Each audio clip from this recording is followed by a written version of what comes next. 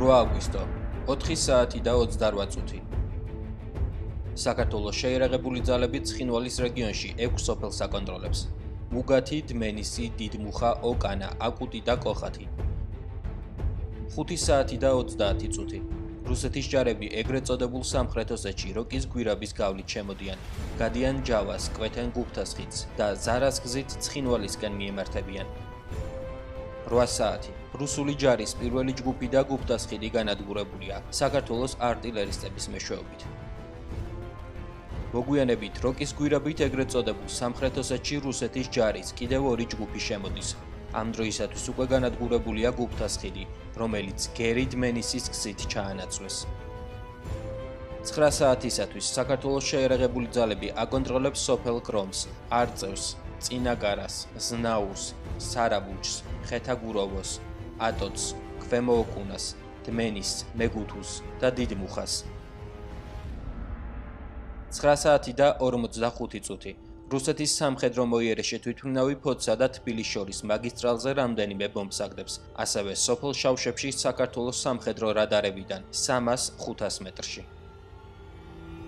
10 საათი და 30 წუთი. რუსული Su-24 თბილისიდან 74 კილომეტრში კონფლიქტის ზონის ფარგლებს გარეთ ბომბავს ვარიანის და სოფელ ქარელის რაიონებს. იერიშის შედეგად დაიჭრა 7 მშვიდობიანი მოსახლე.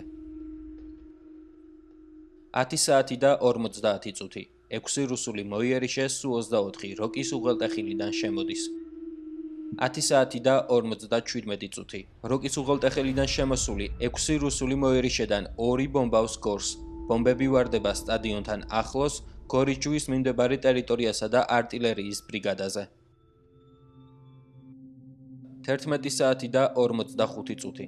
კონფლიქტის ზონის ფარგლებს გარედან სტეფანწმინდის მხრიდან და კოდორის გვირაბის ჩრდილო-აღმოსავლეთიდან საქართველოში Su-24 ტიპის 4 რუსული მოიერიშე შემოდის.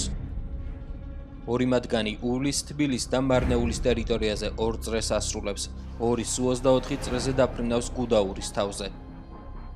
სამოქალაქო ავიაციის გადაუდებელი დახმარების სამსახურის ცნობით მიღებულია სიგნალი დამტროული საჰაერო ობიექტისგან, სავარაუდოდ რუსული საომარი თვითმფრინავისგან. 12 საათი. დაღუპულია 8 და დაჭრილია 87 ქართველი. დაღუპულთა შორის 6 სამხედრო, 2 კი სამოქალაქო პირია. განადგურებულია ამუნიციით დატვირთული 1 სამხედრო სატვირთო ავტომობილი. 12 საათი და 5 წუთი. რუსეთიდან საქართველოს საჰაერო სივრცეში 1 Su-24 ტიპის მოიერეშე საბრძოლო თვითმფრინავი შემოდის და რჩება ცხინვალის საჰაერო სივრცეში 12 საათსა და 15 წუთამდე.